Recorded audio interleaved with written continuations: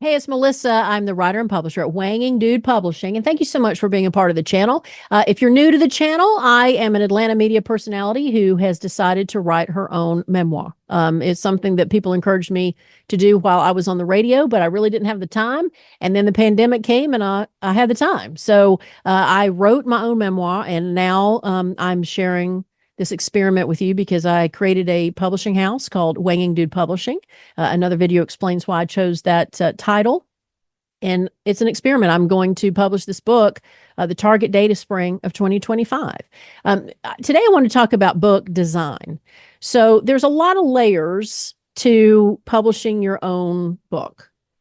I think of it like hosting your own party. If you've ever hosted a party, you know you got to think about the food, you got to think about the invitations, you got to think about cleaning the house, you got to think about exactly what the theme of the party is, you got to think about decoration. You think about all those things, and it layers kind of on top of each other where you're trying to put those puzzle pieces together simultaneously a lot of times. Well, similarly with book publishing. So this is something that a publishing house, a major publishing house for, successful authors who have a national, international name, they get a publisher to come at them, give them an incentive to publish with them. I mean, that's great for celebrities, but for most people, they don't get that treatment from publishing houses. And so you can do this on your own. And there's another video where I have some great resources of books that you can check out that explain the process.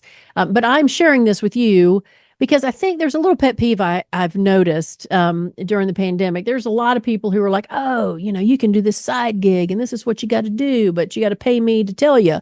Or, this is how you do the side gig, but then you end up seeing how it's a little bit of a scam or it's not real. Or, people are just trying to put information out there so that they get likes and they get hits and they get views. And well, of course, I'd love the views. And of course, I'd love for you to subscribe. Of course, I would love for you to check out how you can support the channel down below. But I also offer you something for free down below, even if you don't support the channel. So it's just kind of like an olive branch to say, hey, I'm not trying to scam you. I'm just sharing my own experience, much like I did when I was on the air. And, see if it inspires you. If it doesn't, but I'd love for you to buy the book when it comes out. So the book designer is the one that makes your manuscript into the actual book design where they have the font, they fit it to the page, they make the book look like a book on the inside. The book cover artist, the one who does the book cover, which is a graphic artist that is a friend of mine that's doing mine professionally, like she's going to charge me for it. But she is in charge of the outside, the front, the spine, the back. She is on hold because I have not written the back cover yet, but we have decided what the cover art's going to look like, which I'll share later. The spine still has to be determined because the book designer, once they put all it together, will know how many pages, how thick that spine's going to be. Then the graphic artist can design the spine because she needs to know the size, right? And then she's waiting on me for the wordage, the verbiage for the back cover, which is intimidating because that's probably the most important part of the book. I mean, of course, the story, you want it to be important, but when you go to a bookstore or a library, you look at the front cover because that may get your interest. Then you flip it over and you read what it's about. And that's the moment where you're like, either I'm going to check it out, purchase this, or maybe later, or maybe not at all. And so she's waiting on me for that. So I have the book designer over here. I've got the editor here, which I've shared here in the past week, where I've gotten the first draft back that she's edited. Now I'm making the tweaks that she suggested and then going to send it back to her for a final edit. And then, like I said, the book cover artist, the graphic artist, right? So I've got these three ladies who are working at the same time. Now, the book designer over here, the one who is designing the inside of the book, when I sent the first draft to the editor, the book designer said, well, send me the first draft as well. It's not going to be the final draft, of course, but it gives me a head start so that I know how to format this book. Now, she's been back in touch with me and said, here are two examples. Which one do you like better? Now, I would share that with you normally, but it's got a story from the book, and I'm not ready to give that away just yet. So I'm not going to show you the graphics of that. But basically, in description, one of the designs was just straight text, like you see in a lot of older books, where it's just page after page of text. And then, of course, breaks for the different chapters. Well, then she had a second one where she said, I suggest that every now and again you throw in a quote within the text. And you've seen books that have the quote kind of separated out and the text is around it, because she's like, that way it breaks the monotony of the just straight text all the time. And in that version, she also had a different font, a different way she did the numbers for the pages. And the book designer also gives suggestions on how to do like that first letter of the first word in a new chapter, right? So, this is the design. And so I actually chose the latter. I chose the one that had the quotes that were extracted here and there. And it was a little bit more ornate of the numbers and the letters, to start the chapter. And it was, what kind of decision was that? Well, I thought it's hard to base it on a page.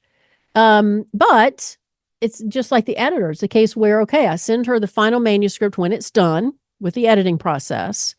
And then she gives me a sample. And if I don't like it, I don't have to use it. But I did agree with her that at least I want it to be something that when you open it up, it's a little prettier than just bland text. I will say that, older books, when you get these classic novels that are printed in the original print and it's like one space and it's just dense words, my eyes kind of get strained from that. I'm the one who likes the double space. I like a break every now and again, maybe a chart or two.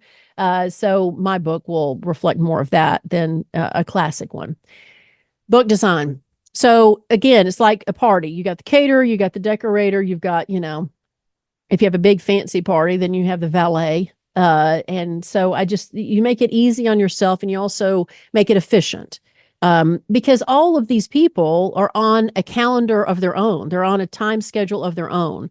And so I'm a little later in the process than I expected to be with all this because the editor and the book designer weren't available in the winter when I originally thought I would finish the manuscript. But that's okay because it gave me more time to tweak that first manuscript. So you have to be flexible with all this, and you work with people that are willing to work with you. The book cover artist, she was the first person I reached out to. She's the first person that I talked to about this. We went to bookstore because again, she's a friend of mine. So, and she lives in town. So we went to bookstores together to check out different cover art. I already had in mind what I wanted, but I wanted to compare with what I saw. And so, she has been involved the longest with the least amount of work here in the past few months because I've been kind of needing to wait to know the spine, length. And then with the back cover, I think I needed to finish the manuscript first to be able to put a consolidated, description summary on the back. But you'll see in other videos too. We talk about headshots. I got the new headshots done. That's another video, and asking for your feedback in picking which headshot you think is best for the back cover. So, there's all kinds of things, but I enjoy putting these puzzle pieces together, at least for this book. And I'll see when all the process is done and it's actually out and available. And we'll see at the end whether I'm willing to do that again. But you know what? It's fun while I'm doing it. And I always tell Mr. Carter that, you need to be in there. And, I think that, I can't think of the author right now, but there's a lot of credit given to the idea of being in the arena. And Brene Brown, that's who I was thinking of. Brene Brown, I think is quoted a lot for that, but really I know it from Teddy Roosevelt. And he had a quote about being in the arena. And I'm sure there's probably a Greek philosopher that said the same thing. But basically what it means is to be out there and doing it, to me, is far more important than dreaming about it and never doing it. To be out there and do it and fail means, gosh, you were out there and you did it and you learned something from it. And so that's what this is about. At the end of the day, this book is going to be something that hopefully my son will want to check out when he's older if he wants to learn more about his mother. But in the meantime, I hope you want to check it out too. And I hope it's inspirational for other people. So sharing the process of this book with you. And thank you so much for being a part of it. Again, you got something for free in the description below if it's something that is beneficial to your life. Otherwise, there's also other ways that you can support the channel. And it's not a lot of contribution on your part, but it certainly would be appreciated on my part. And everything goes toward the publishing of this book, which all the cost is on me. So thank you so much. And I hope you enjoy your day, and we'll see you next time. Bye-bye.